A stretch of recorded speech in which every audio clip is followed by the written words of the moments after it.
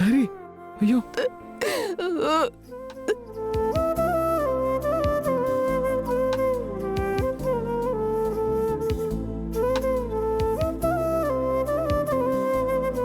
నా మనవరాలు కూడా ఈ లహరి పాపంతే ఉంటుంది.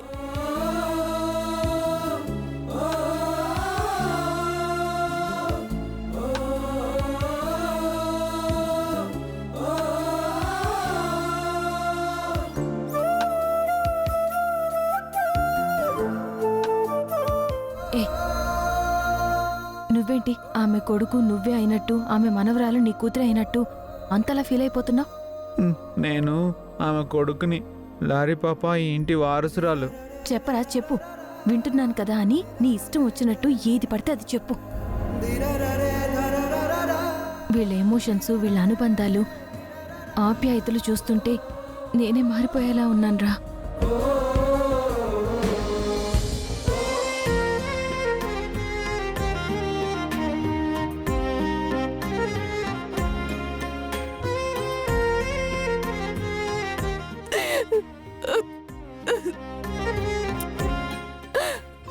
నన్ను బాధపడద్దనా అమ్మా?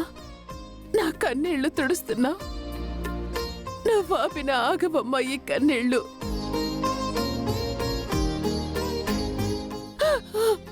నా బాల ఇంటికొచ్చేదాకా నా బాధ తగ్గదమ్మా. మామ్, అన్న ఎక్కడున్నా బానే ఉంటాడు. నువ్వు పడుకో మామ్. లేదురా, బాలాకి వాడి కూతురికి ఏదో ప్రమాదం ఉందని నాకు తెలిసిన తర్వాత ఇక నాకు నిద్ర ఎలా వస్తుంది? రేపెలాగైనా సరే మన పంతులు గారిని పిలిపించి ఆయనతో మాట్లాడాలి. సరే అత్తయ్య, అలాగే పిలిచి మాట్లాడతారు గాని ఫస్ట్ అయితే మీరు పడుకోండి. అక్కా, నువ్వేనా చెప్పత్తయ్యకి? అత్తయ్య గారు మీరు పడుకోండి. లారీ పాప దా, నిద్రపోండి. అత్తయ్య గారు పడుకోండి. మామ్, నువ్వేం భయపడకు, ఏమీ కాదు.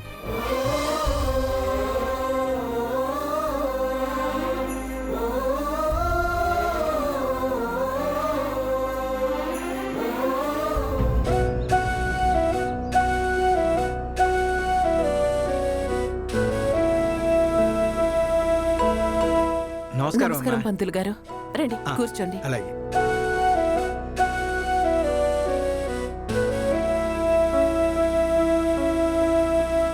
ఏమిటమ్మా నన్ను రమ్మని పిలిచారు? పంతులు గారు, మీకు తెలుసు కదా, నా కొడుకు ఆ రోజు యాక్సిడెంట్ తర్వాత ఇంటి నుంచి వెళ్ళిపోయాడు. మరోవైపు యాక్సిడెంట్ ప్రమాదం నుంచి నా కోడలు తప్పించుకొని ఇంటికొచ్చింది. కానీ నా కొడుకు, నా మనవరాలు ఇంకా ఇంటికి తిరిగి రాలేదు. వాళ్ల కోసం మా అత్తయ్య గారు 9 రోజులు దీక్షలో ఉండి కఠినమైన పూజ చేస్తున్నారు. నాకేమో నా కొడుక్కి, మనవరాలికి ఏదో అయిపోయిందన్నట్టుగా కలలొస్తున్నాయి. ఆ కలలు ఏ ప్రమాదానికి సంకేతమో నాకేం అర్థం కావడం లేదు. భయమేస్తుంది పంతులు గారు. ఇంట్లో కూడా అంత అశాంతిగా ఉంటుంది. వీటన్నిటికీ మీరే పరిష్కారం చెప్పాలి. అమ్మా, తరతరాలుగా మీ ఇంటికి సంబంధించిన ఏ హోమం అయినా, పూజ అయినా నేనే చేస్తూ వస్తున్నాను. ఇలా ఇంట్లో అశాంతిగా ఉంటే మీ పూర్వీకుల నుంచి వంశపారంపర్యంగా వస్తున్న అమ్మవారి విగ్రహం ఒకటి ఉంటుందమ్మా. ఆ అమ్మవారికి హోమం చేస్తే మీకు, మీ వాళ్ళకి అశాంతి పోయి అంతా మంచిగా జరుగుతుంది.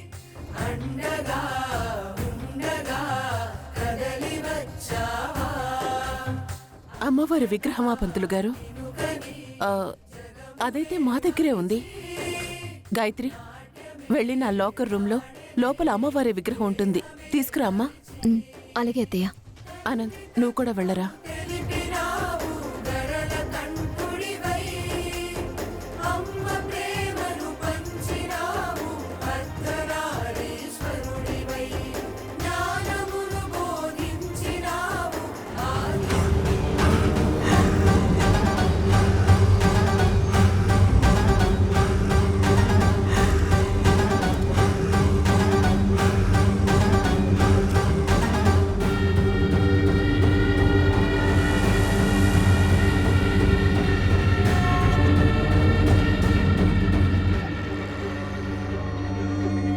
ఫణి, ఇదేంటి ఆ చైర్మన్ భార్య సరాసరి ఇంటికొచ్చేశారు?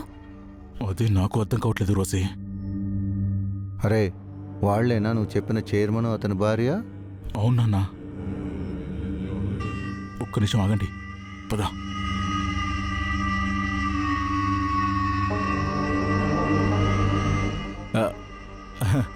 Hi sir. హాయ్ ఫణి.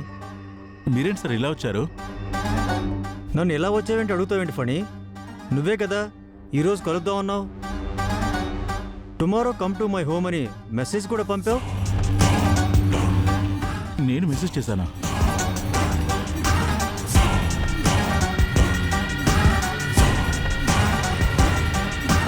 ఆ మెసేజ్ చేసింది నేనే. మీరు ఏం ప్లాన్ చేశారో అన్న కుతూహలంతో నిన్న రాత్రి అందరూ పడుకున్న తర్వాత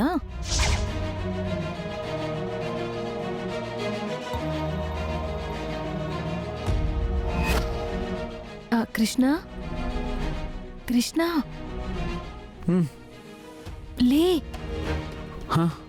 లే కృష్ణ, లే. ఏంటి సత్య?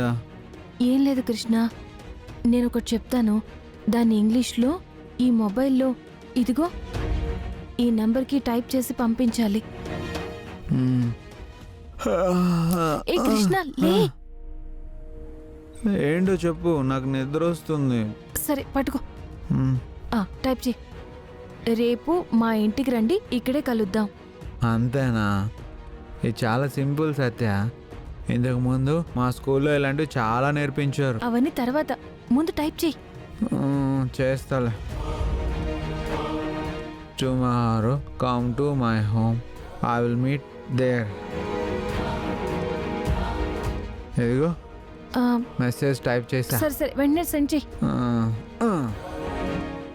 ఇందుకీ వీళ్ళెవరు? నీకు తెలీదులే, తర్వాత చెప్తాను, ఇవ్వు.